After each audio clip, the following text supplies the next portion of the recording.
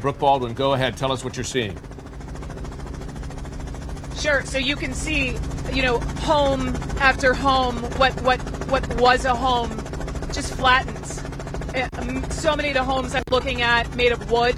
And, when you think of the sheer force of those hurricane winds clocked at 155 miles an hour bullseye.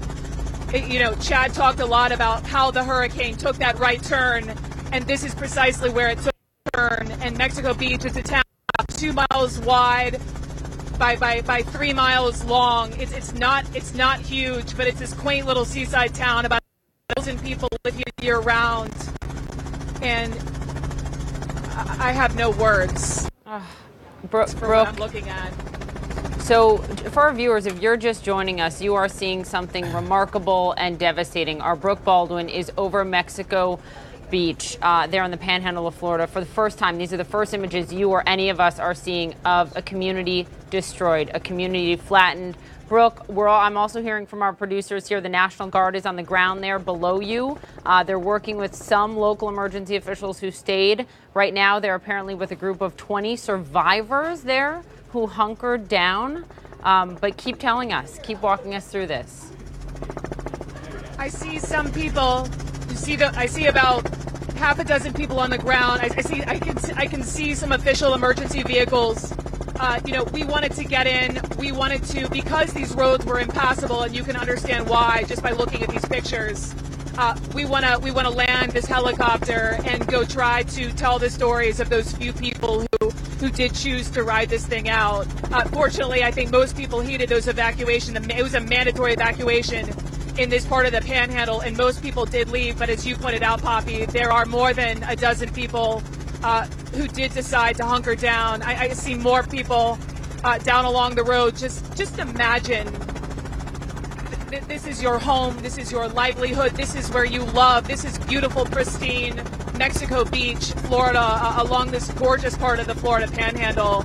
And for people who are also waking up this morning, who have homes here, who did heed those warnings and leave. I talked to a city councilwoman yesterday on my show. She lost her husband in November, and so she's going through this, and she was being texted by friends all saying to her, "I'm so sorry for your loss." And she was just describing to me the feeling of losing her home and knowing she would lose her home because of the path of this hurricane. And she's hoping to get back, as so many people I know are trying to get in touch to see if their homes remain. And it's... That's Brooke Baldwin there. A difficult signal you can understand from in the air over Mexico Beach. These are images from there just moments ago. Brooke Baldwin in a helicopter. Over there, you can see entire homes, no longer homes, just imprints of those homes where they used to stand.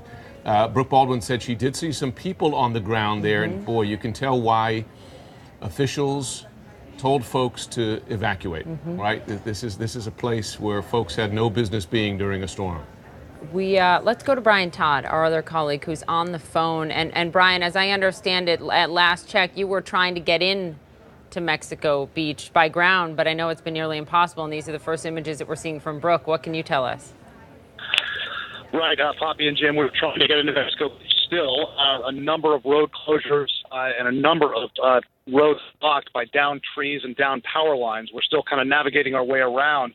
We took some video as we made our way east on Route 388 trying to get to Mexico Beach, and that was pretty treacherous. I mean, just massive trees down the road. Some vehicles were able to get around them. We were able to get around some of those trees, but then you come into some other areas where it was just to get around it, or where police were not allowing people through. There was one road block in Mexico Beach where there were only responders for. Folks, bear with us here because communications are extremely difficult from there. We've heard of families, they can't reach family members on the ground. First responders cannot. But we have both Brooke Baldwin above Mexico Beach. We got our Brian Todd on the ground as we get their signal back up again. And that's the road. On the left side of your screen. That's the road that Brian is on trying to get into there. Wow. So we're going now. We have, I believe, we're in touch with our another colleague on the ground there. Chad Myers, are you with us in the Severe Weather Center? because We our have signal been- keeps we keep losing it with Brooke and Brian. But Brooke was talking about that right turn of the storm, and it was just just right in the bullseye. There was Mexico Beach.